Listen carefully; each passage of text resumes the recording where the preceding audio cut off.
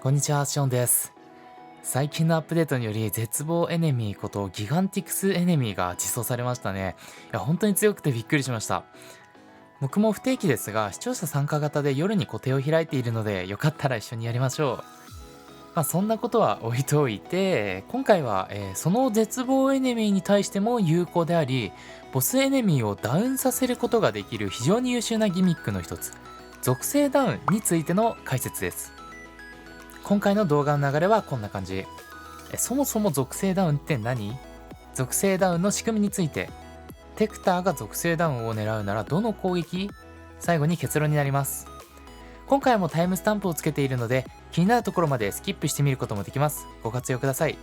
それでは本編どうぞ。まずはじめに属性ダウンについて解説します。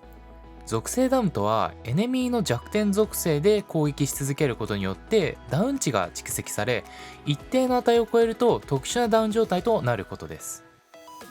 例えばダイダルアックスと戦っている時にフリーズしたように凍ることがありませんか？あれがまさに属性ダウンなわけですね。実はあれは確率でフリーズしているわけではなく、属性ダウンと呼ばれるものであり、ダイダラックスの弱点である氷属性攻撃を一定ダメージ与えることによって発生したというわけです。ワウロンであればバーンのようなエフェクト、ペダスベラであればショックのようなエフェクトで属性ダウンが発生しますね。物理ダウンと呼ばれる打撃や射撃攻撃によって発生するものとは別枠で、弱点属性の攻撃は可能な砲撃によってのみ発生させることができます。なので現状フォースやテクターといった砲撃クラスのみが主に狙っていけるダウンというわけですね。メインアタッカーであるファイターやハンターには現状はできないわけですから、マルチに1人はいてほしいテクターの実質最強の補助技と言っても過言ではありません。というわけで今回はこの属性ダウンを狙うにあたってどんな仕組みなのか、何をすればいいのかを順に解説していきます。まずは属性ダウンの仕組みについてです。これは知っているか知っていないかだけでだいぶ立ち回りに影響するかなと思います。はじめに属性ダウンを発生させることができる砲撃についてですが、前提として相手の弱点属性であることが重要です。今回は例として武人を相手とします。そうなると武人の弱点属性は氷ですので、氷属性攻撃であるバータ系のテクニック、またはウォンドで氷テクをチャージした状態の砲撃爆発であれば属性ダウンを発生させることができるというわけですね。といっても物理ダウン同様にすぐにはダウンしません。弱点属性で攻撃をし続けることで一定のダメージを蓄積した時に発生します。この属性ダウンに必要な蓄積値は敵やレベルによって様々で、現状は数値化されていません。とりあえず弱点属性で攻撃したらダウンすると覚えておきましょう。加えてこの属性ダウンは1回目だけではなく2回目以降も起こります。しかし2回目の属性ダウンに必要な蓄積値は1回目に蓄積した値よりも大きくなっており、回数を重ねるごとにだんだんとダウンしにくくなっていくようです。知ってるだけでステップアップする豆知識としては、エネミーが物理ダウンや属性ダウンをしている間にも次の属性ダウンに必要な蓄積値は貯めることができます。2回目のダウンを狙いたいときは意識してみるといいかもですね。また実はこの属性ダウンに必要な蓄積値は与えたダメージは関係がなく、攻撃方法によって一定の値が設定されているようなので、威力が高いイコール蓄積値が大きいというわけではないみたいですね。意外と奥が深い。ここまで属性ダウンの仕組みを解説した上で、じゃあどの攻撃をすればいいのって思いませんか？というわけで次はテクターが属性ダウンを狙うならどの攻撃がおすすめかを解説していきます。テクターが属性ダウンを狙うことができる攻撃はなんと大きく分けても3種類あるんです。その攻撃はというと、通常のテクニック、タリスのテクニック、ウォンドの砲撃爆発の3つですね。もっと細かく分けるのであれば、通常テクニックはテクニックの種類、チャージなしとチャージありでも実は変わって、タリスは設置 PA によっても多少変わるんですが、ここでは代表的なものを取り上げて分かりやすく紹介していこうかと思います。今回は使用頻度が高く検証がしやすい氷属性攻撃を例として紹介したいと思います。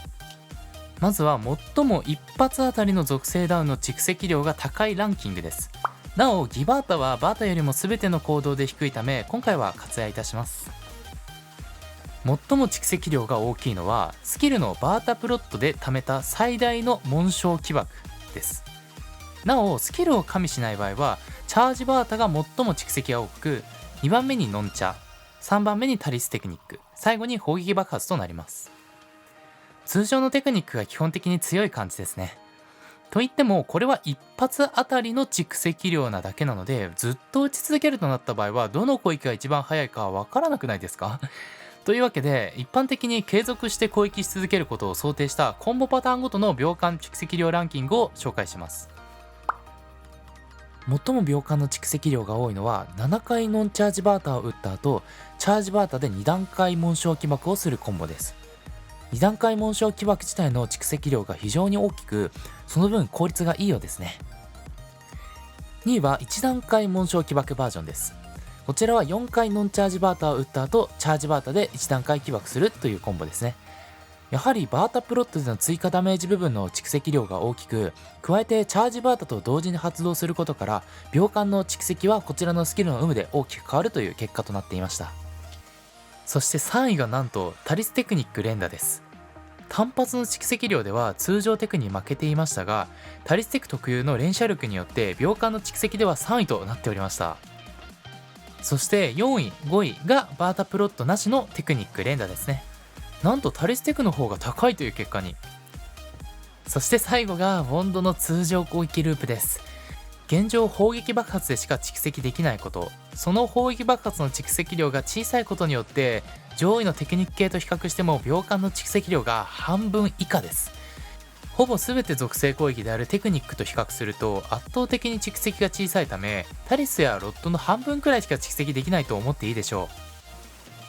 う。ということでバータプロットといったスキルを加味しない場合は現状1位はタリステクニックの連打ということになります。いやタリス強い、びっくりしました。他属性においても基本同様かと思うので、単純で安定して蓄積できるタリスは非常に優秀ということが分かりました。ちなみにタリステクの火力は DPS 自体も通常テクよりも高いので火力面でも優秀なんですよね。というわけでテクターが属性弾を狙う攻撃方法についてでした。というわけで最後に結論ですが、属性ダウンを狙うならタリステクニックがどの属性も安定して蓄積できる。バータプロットがあるなら7回ノンチャージバータプラスチャージバータの2段階紋章起爆が最も速い。温度の砲撃爆発はテクニックと比べたら蓄積量が半分以下。属性ダウンだけ狙うなら微妙となりました。今回は氷を例としたのでバータプロットのような強力なスキルがありましたが、炎テクのようにスキル関連がないテクもあります。なので僕がテクターで狙うのであれば属性ダウンをすぐに狙いたいときはタリス、まあ1回すればいい、火力の方が出したいよ、物理ダウンも一緒に狙いたいというときはウォンドっていう感じで使い分けようかなと思います。まあこんな感じで参考になれば幸いです。今回の動画は以上となります。最後までご視聴いただきありがとうございました。もしこの動画がためになったと思ったり他の動画や配信も見たいなと思ってもらえたらチャンネル登録と高評価をしてもらえると嬉しいです。またいつも22時頃から不定期ですが配信してます。質問への回答や固定での絶望討伐だったりもしているので興味があれば遊びに来てください。バイバイ。